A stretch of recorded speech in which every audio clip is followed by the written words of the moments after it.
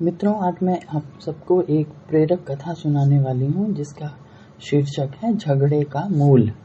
यह कहानी संत के ज्ञान को दर्शाने वाली कथा है, क्योंकि हमेशा ही ये माना जाता है कि संत, गुरु, साधु और मुनि महाराज के पास उन सभी सांसारिक समस्याओं का तुरंत हल मिल जाता है जिसके बारे में आज लोग और गृहस्थी व्यक्ति हमेशा परेशान ही रहते हैं।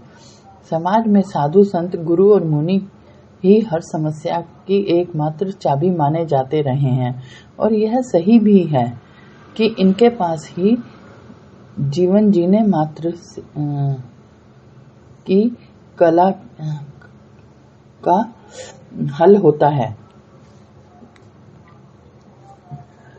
तो मित्रों, हमारे मन को शांति प्राप्त हो जाती है इनके पास केवल जाने मात्र से ही, और फिर जब इनके दो सांत्वना भरे बोल या ज्ञान बढ़ाने वाले शब्द हमारे कान में जाते हैं तो जैसे अंदर तक आत्मा को ठंडक पहुंच जाती है।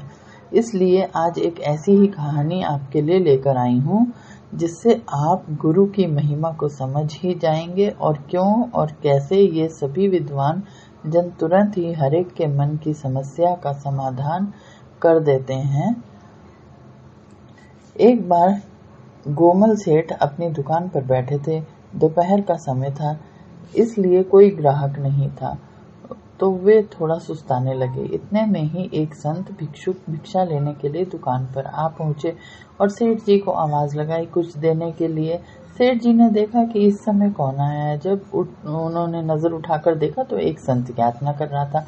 सेठ बड़ा ही दयालु था। वह तुरंत उठा और दान देने के लिए कटोरी चावल बोरी में से निकाला और संत के पास आकर उसको चावल दे दिया। संत ने सेठ जी को बहुत बहुत धन्यवाद और आशीर्वाद व दुआएं दी। तब सेठ जी ने संत का हाथ पकड़कर उससे विनम्र भाव से विनती की कि हे गुरुजन, आपको मेरा प्रणाम। मैं आपसे अपने मन में उठी एक शंका का समाधान पूछना चाहता हूँ। संत ने कहा कि जरूर पूछो। तब सेठ जी ने कहा कि लोग आपस में लड़ते क्यों हैं? संत ने सेठ जी से के इतना पूछते ही शांत भाव और वाणी में कहा कि सेठ, मैं तुम्हारे पास भिक्षा लेने के लिए आया हूँ, तुम्हारे इस प्रकार के मूर्खता पूर्वक सवालों के जवाब देने के लिए नहीं आया हूँ।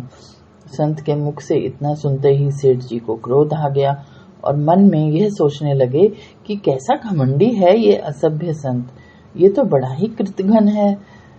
एक तरफ तो मैंने इसे दान दिया और ये मेरे को ही इस प्रकार की बातें बोल रहा है, इसकी इतनी हिम्मत कैसे हो गई? और ये सोचकर सेठ जी को बहुत ही गुस्सा आ गया और वो काफी देर तक उस संत को खरी खोटी सुनाते रहे।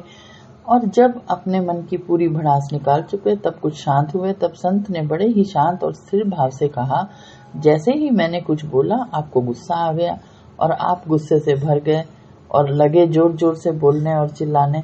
वास्तव में केवल विवेकहीनता ही सभी झगड़ों का मूल होता है।